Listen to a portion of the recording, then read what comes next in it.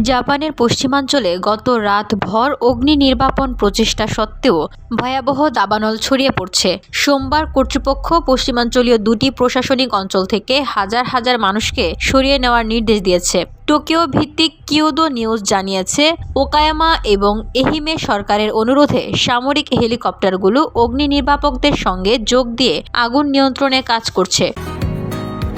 বসুন্ধরা, উত্তরা, বনশ্রী, কুড়িল ও বাড্ডা সহ রাজধানীর বিভিন্ন স্থানে অভিজাত ও অত্যাধুনিক মানের ফ্ল্যাট কেনার এক নির্ভরযোগ্য প্রতিষ্ঠান pleasant properties limited.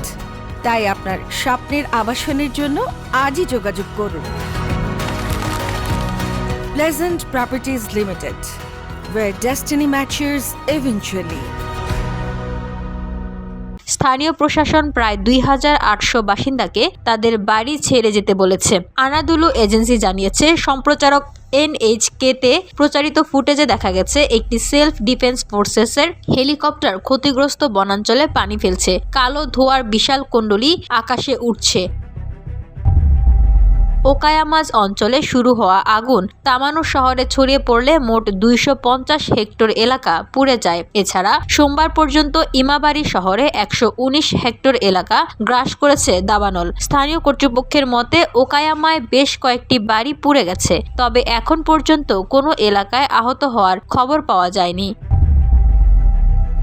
VOD Bangla news desk.